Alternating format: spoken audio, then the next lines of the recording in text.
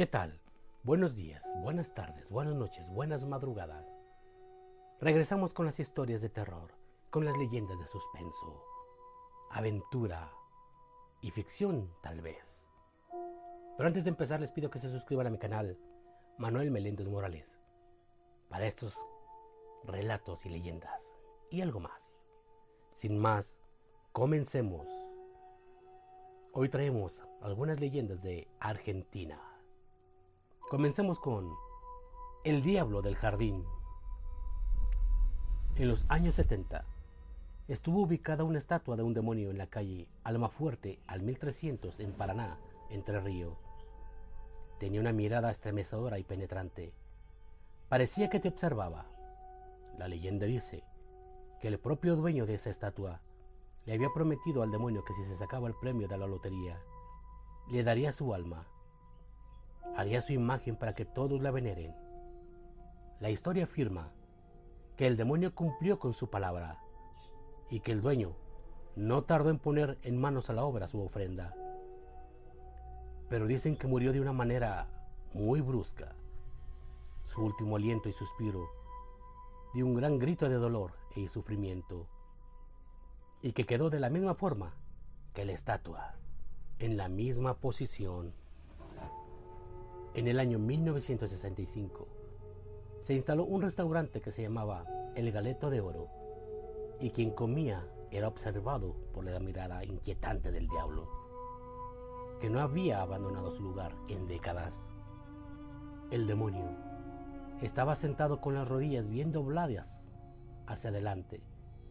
Tenía los ojos grandes, un tridente. Era color blanco. Dicen que antes era rojo. Sus orejas eran puntiagudas. Tenía una flauta o posaba en su mano un mentón. Su sonrisa y mirada daba escalofríos tan solo verlo. Tenía una cola. Dicen que los hijos del Señor tiraron la imagen al río Paraná, pero los días volvía a estar en el mismo lugar, perfectamente sana y sin ningún daño. Cuentan que cuando se sacaban fotos con la imagen, esta salía sonriendo, o directamente no salía, como si no estuviera ahí la estatua. Galerías Pacífico, el sitio maldito de Buenos Aires. En 1990, cuando la construcción de Galerías Pacífico estaba siendo remodelada para convertirse en el hermoso centro comercial que es hoy en día, los trabajadores de la construcción descubrieron 15 celdas pequeñas, con nombres y oraciones rayados en las paredes. Los trabajadores informaron a su líder sindical, quien hizo un llamamiento oficial al gobierno para solicitar una investigación al descubrimiento. En ese momento, los funcionarios de la ciudad confirmaron algo espeluznante. Durante los años de dictadura, allí se había instalado el siniestro centro clandestino de detención y exterminio. Un juez ordenó una inspección. Según el periódico La Mañana, el día en que se realizaría dicha inspección, el sótano se inundó con aceite de las calderas, destruyendo toda evidencia. El mismo juez desestimó la investigación, alegando que no había pruebas suficientes para investigar, y la remodelación del edificio continuó como antes. Los indultos oficiales de entonces presidente Carlos Menem aseguraron que ningún exoficial que trabajara en la prisión clandestina sería juzgado. Con la evidencia destruida y la investigación obstruida, la oscura historia de Galerías Pacífico nunca recibió demasiada atención.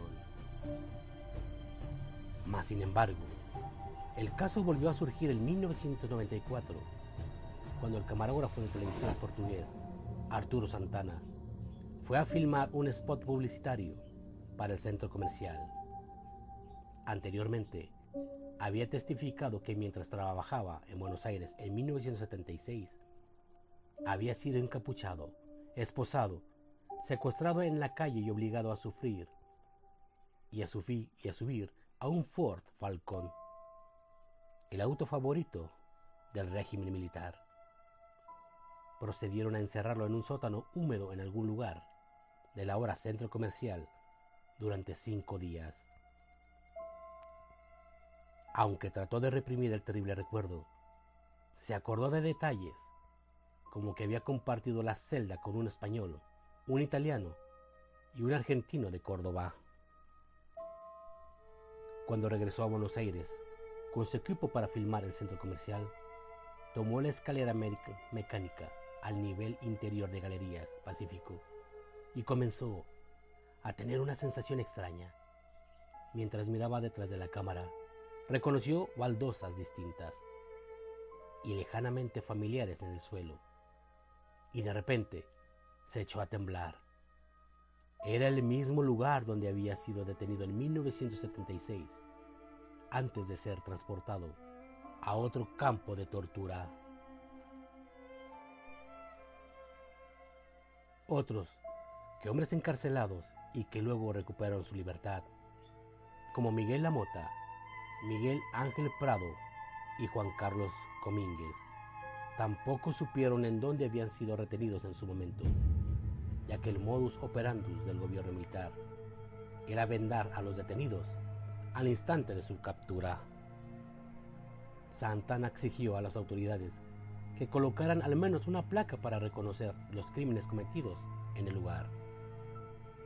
Es un edificio emblemático, donde las personas pasean cómodamente, comen, beben, ríen, disfrutan de un paraíso de consumo cuando allí abajo era un infierno, declaró ante los medios. El centro comercial nunca ha tenido interés en resaltar esta parte tan oscura de la historia del hermoso edificio. No obstante, se dice que por la noche, desde el sótano de las Galerías Pacífico, cuando la muchedumbre se va, las corrientes frías sobrepasan a los vigilantes, y estos pueden sentir la triste y pesada presencia de aquellos que se suponía perdían la vida en la ahora animada meca de las compras de Buenos Aires. El hombre sin párpados. El cielo acababa de oscurecerse sobre la ciudad de Buenos Aires. Mauricio cerró la tienda como de costumbre y se dirigió caminando a la casa, listo para cenar y olvidarse del mundo. La calle estaba solitaria, nada extraño en aquel barrio. De pronto, por el rabillo del ojo, alcanzó a distinguir la silueta de un hombre que había aparecido de manera repentina. El desconocido, al parecer, lo estaba mirando y caminaba a muy poca distancia de él. No parecía que fuera un asaltante, a juzgar por la manera formal en que estaba vestido, pero uno nunca sabe. Mauricio cruzó la calle con la esperanza de perderlo, pero para su sorpresa, el sujeto lo siguió. Intentó acelerar el paso, pero él seguía detrás. Justo cuando estaba a punto de llegar a su casa, decidió darse la vuelta y encararlo. ¿Pero a ti qué te pasa? ¿Me quieres robar? ¿O qué pasa? Deja de seguirme. De pronto, se quedó lívido. El hombre yacía frente a él, sin reaccionar en absoluto. Sí se veía como cualquier otro sujeto común y corriente, al que podrías encontrarle en la calle, pero lo miraba de una manera que helaba la sangre. Con los ojos muy abiertos, había algo distinto en él, algo que no encajaba. Entonces se dio cuenta que no tenía párpados. Presa de un miedo terrible, Mauricio echó a correr y se encerró en su casa. Afortunadamente no lo había seguido, mas sin embargo no pudo dejar de pensar en ese encuentro escalofriante por días. Se sorprendió mucho cuando, al contar su experiencia en un foro de internet, se dio cuenta de que no había sido la única persona y víctima de ese hombre sin párpado. De hecho, Muchos usuarios le comentaron que se trataba de una aparición muy común en Buenos Aires. Casi siempre salía de noche, aunque podía hacerse presente en cualquier momento del día. Algunos afirman que su falta de párpados era un defecto de nacimiento, algo por lo cual sus padres lo habían rechazado desde pequeño, pensando que era hijo del diablo.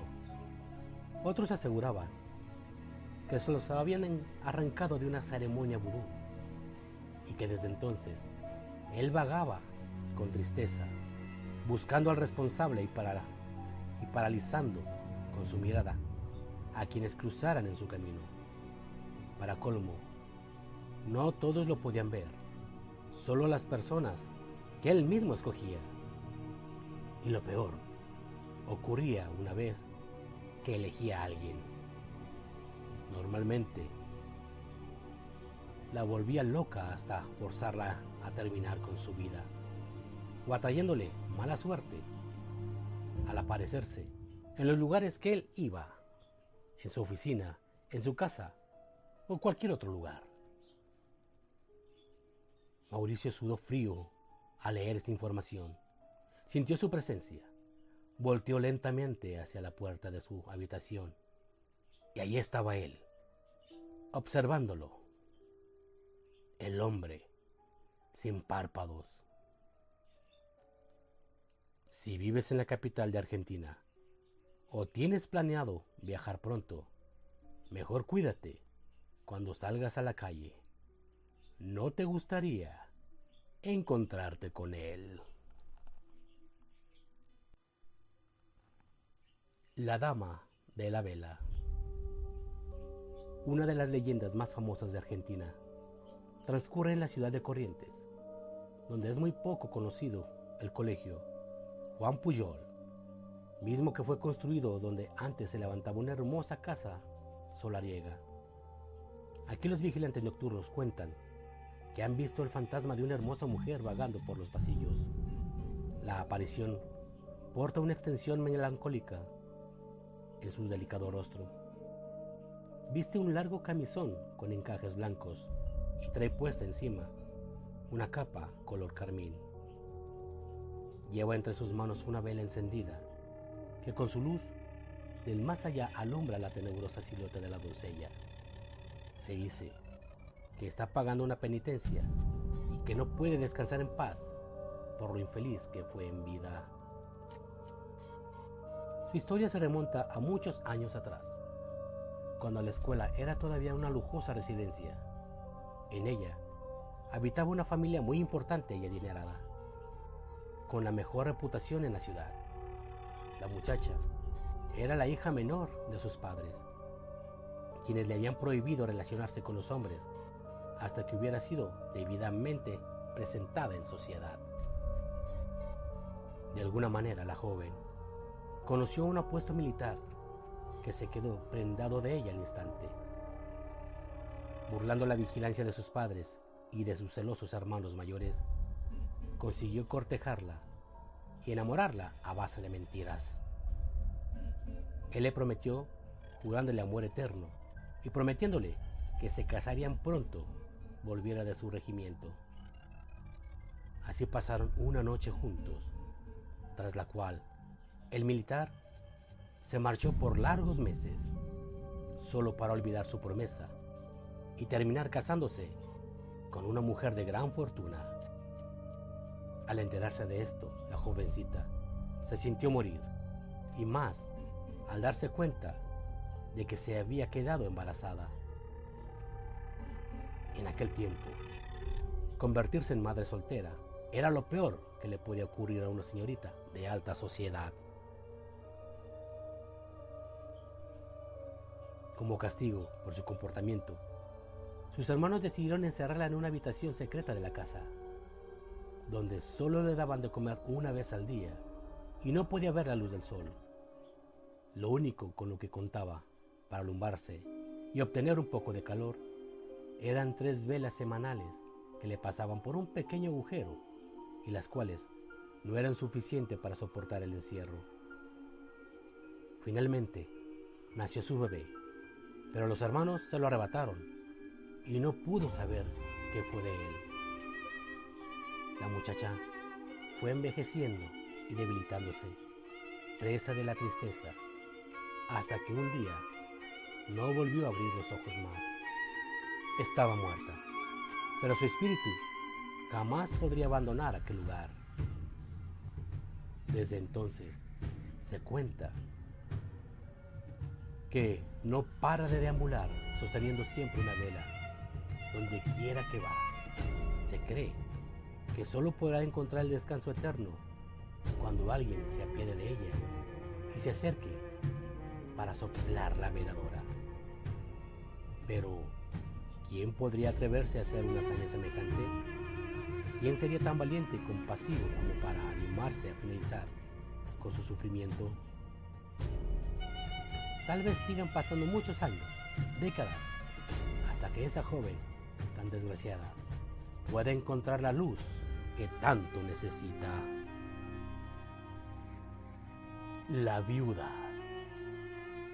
Era una noche cálida y apaciente, cuando Ernesto, un acaudalado hacendado de la Patagonia, salió a dar una vuelta en su caballo para revisar sus tierras. Lo único que escuchaba en medio del paisaje eran las pisadas del equino y su propia respiración. Nadie se atrevía a ir a robar a sus cultivos desde que hacía aquellas rondas nocturnas. De pronto, Ernesto escuchó un ruido que lo sobresaltó, pero cuando se dio vuelta no encontró a nadie.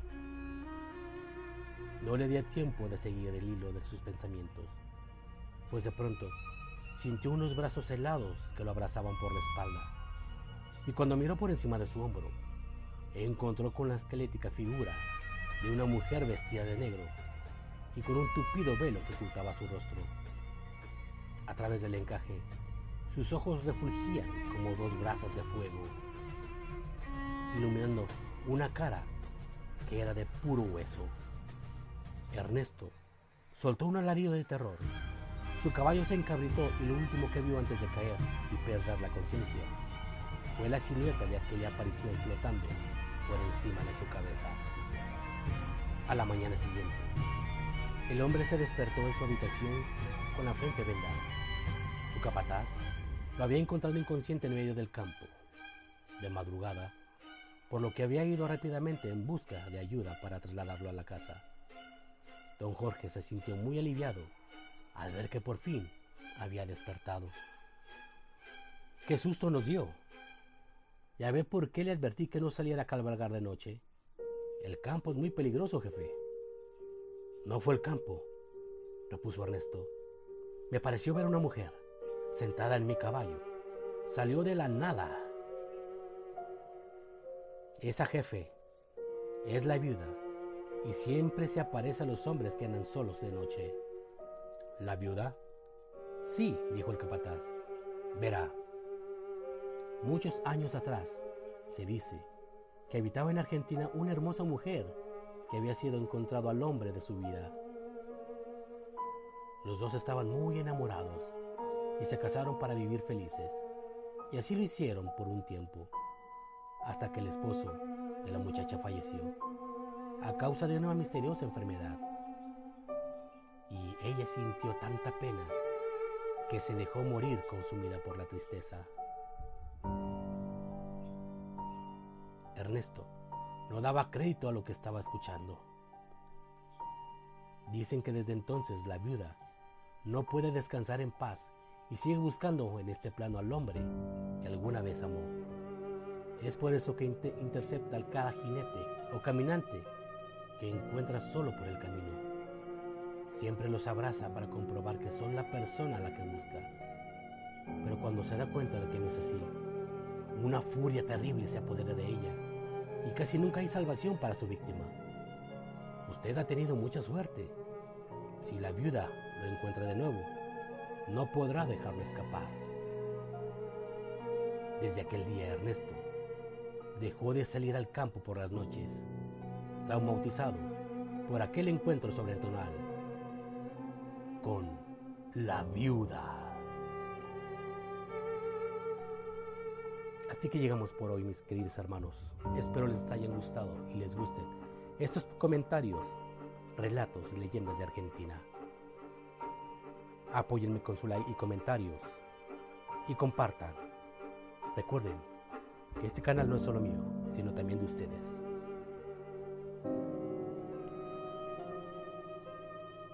Estas historias son dedicadas para Richie Cabrera y Sofi Cabrera de Argentina. Hasta la vista.